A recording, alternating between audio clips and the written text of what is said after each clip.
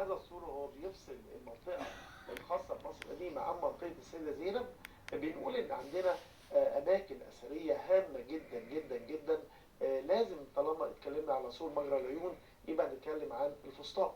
هنتكلم عن دخول المسلمين الأوائل أيام القائد عمرو بن العاص، وإن هو يجي لهذه المنطقة اللي كان فيها حصن بابليون الحاكم الروماني، اللي بدأ حدريان ان هو يأسس لهذا الحصن. بنتكلم في القرن الاول الميلادي. يبقى هنا في مكان كمان لبعض الكنائس اللي موجودة المهمة جدا زي الكنيسة المعلقة، لأنها مبنية على بقايا من هذا الحصن. الحصن كان ضخم جدا قبل ما عمرو بن العاص يبني الجامع بتاعه، والجامع برضه هو جامع يعني مهم جدا، ولكن لم يبقى في هذا الجامع إلا المكان بتاعه، لأن حصل تجديدات كثيرة طوال الفتوحات الإسلامية وتعاقب العواصم الإسلامية. احنا العواصم الإسلامية عندنا 4 عواصم إسلامية، بدأت بالفسطاط لما جه عمرو بن العاص، وكان لازم يعني ياخد هذا المكان بالقرب من حصن بابليون، وبالتالي بدأت العاصمة الأولى لحصن للمسلمين لما جم اللي هي الفسطاط. وعندنا بالقرب من المتحف الحضارة عندنا بقايا للبيوت الخاصة بالصحابة اللي كانوا موجودين ومتزامنين مع سيدنا عمرو بن العاص. النهارده في شغل بيتعمل في مصر من الترميمات عظيم جدا جدا جدا، بيغطي اماكن كتيره، من ضمنها يعني في محاوله لترميم بعض هذه البقايا من البيوت اللي موجوده عشان نشوف بعض النماذج لهذه البيوت.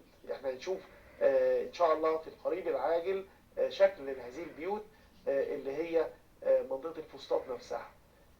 عندنا كمان متحف الحضاره بما يشمله من امكانيات متحفيه مختلفه وعظيم جدا. عندنا انشطه كثيره جدا داخل هذا المتحف. الزيارات سواء الاجانب او المصريين لمتحف الحضاره عظيمه جدا. انا بعتبر متحف الحضاره من المتاحف الذكيه جدا اللي هي فعلا قدرت تجذب جمهور عريض جدا من المصريين ومن الاجانب، وخاصه لما بيزوروا حاجه زي قاعه المومياوات اللي فيها 22 ملك وملكه، 18 ملك واربع ملوك. واعتقد كلنا شفنا موكب انتقال الملوك العظام من المتحف المصري الى متحف الحضاره. عندنا بعض الحاجات اللي داخل المتحف اللي بتخلينا نشعر باهميه المصري القديم لما نقول انه عمل عمليه جراحيه لسيده كانت بتعاني ان الدم لا يصل الى صباعها، صباع رجلها يعني. وبالتالي الطبيب قرر ان هو لازم يقطع هذا الصباع، وبالتالي كانت لازم يتعمل لها صباع تكميلي، اول صباع تكميلي في العالم يخترعه دكتور او طبيب مصري. ليه عمل كده؟ لان الصباع اللي قطع ده يعني هو بيشيل 40% من وزن الانسان. لما بنتكلم عن سور مجرى العيون وبنقول ان له اكثر من اسم، وبنقول ان هو سمي بالقناطر الخيريه، او كلمه القناطر نفسها هي قنطره، وقنطره يعني معبر. والمعبر ده المفروض ان هو بنعدي من خلاله من فوق ميه، ولكن هنا القناطر الميه مش بتعدي من الفتحات اللي احنا بنقول عليها عقود او فتحات او عيون زي ما بنسميها، ولكن الميه في الحاله بتاعتنا في سور مجرى العيون هي بتعدي من فوق السور مش من تحت هذه الفتحات. فبالتالي كلمه قناطر مقصود بها مرور المياه من خلالها. ناصر محمد بن قلاوون يعتبر من اهم سلاطين المماليك البنائين، لان هو له شهرة عظيمة جدا زي ما بنتكلم عن رمسيس الثاني وبنقول اعظم بناء عرفته مصر في التاريخ المصري القديم. بنتكلم عن ناصر محمد بن قلاوون ونشوف معاه ازاي هو في الفترة اللي حكم فيها بنى جامع داخل القلعة، جامع ناصر محمد بن قلاوون، وكان له قصر، وهذا القصر سقط وتهدم، وجي محمد علي في 1805 لما بدأ يعني، وبدأ يبني في 1820 مسجد محمد علي على أطلال القصر الخاص بالناصر محمد بن قلاوون. محمد بن قلاوون لما عمل التجديدات ما اتعملتش في هذا السور اللي احنا بنتكلم عليه. التجديدات اللي عملها الناصر محمد ابن قلاوون اتعملت على السور القديم اللي عمله وانشأه الكامل ابن اخو صلاح الدين الايوبي، وبالتالي استمر الحكم من داخل القلعة لان فيها الامان سواء للجنود اللي موجودين او المعيشة، سواء من غلال او من مياه تصل الى القلعة. فهو طور في السور القديم وطور في المآخذ وخلاهم 4 مآخذ، وطور في السواقي بقى في 4 سواقي. انما السور اللي احنا بنتكلم عليه اللي يخصنا ده اللي عمله وانشأه كان قنصوة الغوري.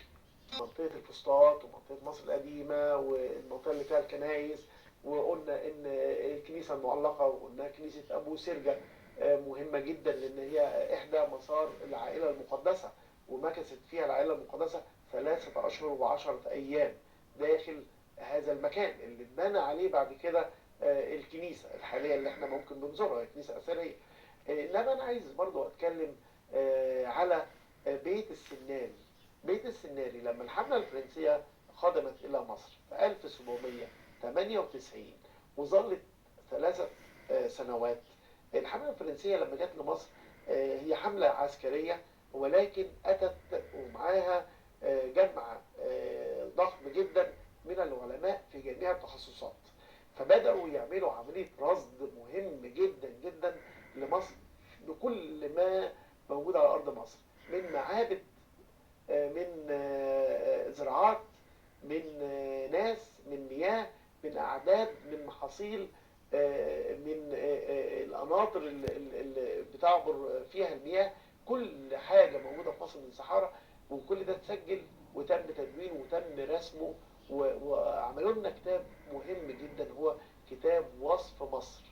هذا الكتاب العظيم جدا اللي عملته الحملة الفرنسية، عايزين نقول العلماء كانوا قاعدين فين عشان يطلعوا لنا هذا الكتاب المهم جدا؟ كانوا قاعدين في بيت السناري. بيت السناري في منطقة السيدة زينب، قريب جدا من سور مجرى العيون. نقدر حتى لو احنا بنتمشى على رجلينا نوصل لبيت السناري. الزيارة موجودة في بيت السناري مفتوحة، مفيش أي رسم دخول ليها. مصر القديمة الزيارة مفتوحة ومفيش أي رسم دخول ليها.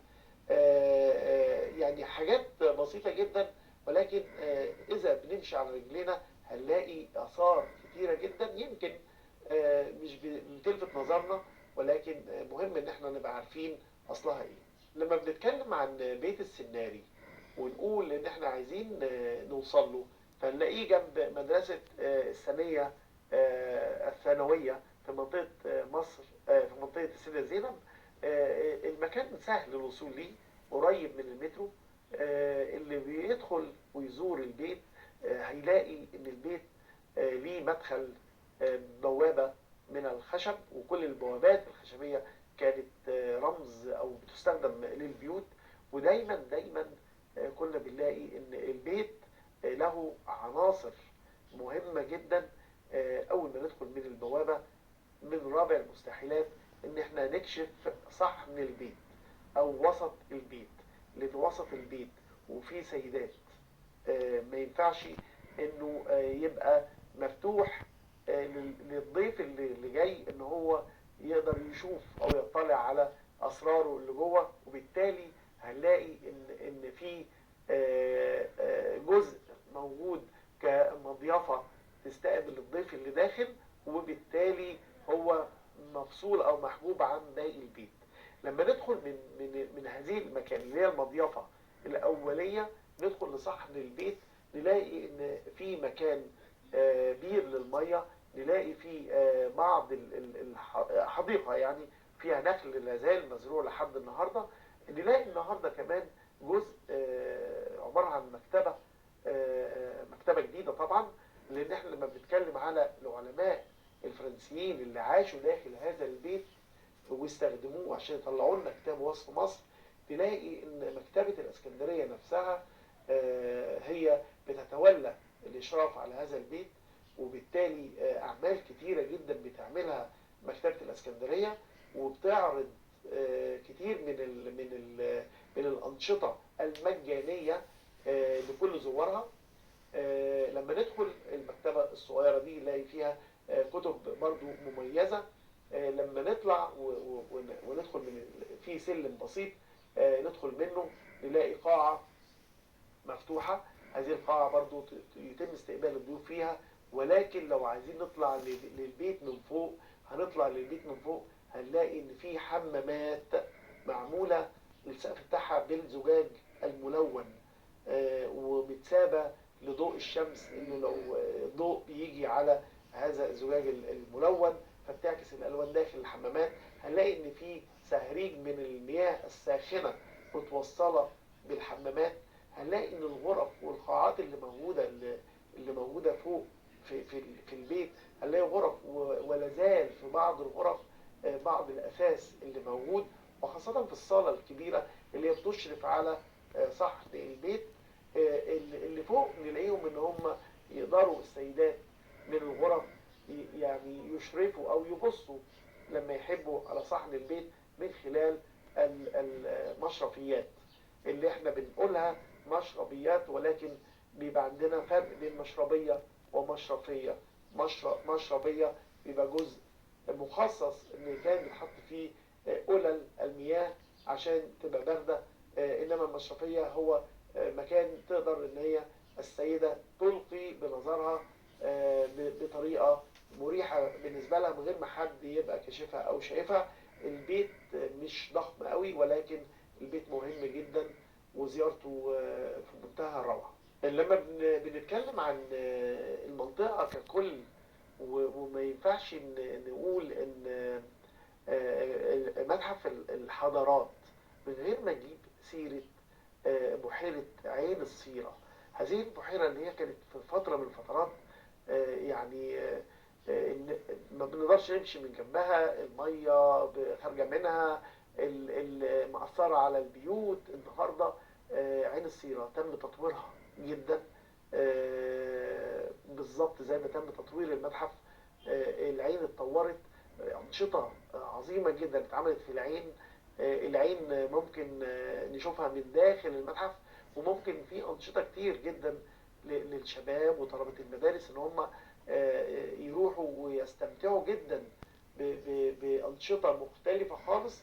وطبعا مطاعم كتيرة كمان موجودة كلها باصة على عين الصيرة. عين الصيرة المياه اللي فيها مياه طبيعية، مياه مالحة، فعلى الرغم ان هي قريبة من النيل انما هي كان بحيرتين، عين الصيرة والعين التانية اللي هي قريبة من عزبة النخل، برضو تم تطويرها حاليا وبقى فيها أنشطة، وفيها برضو للناس اللي هي حابة تشوف مكان جديد في مصر.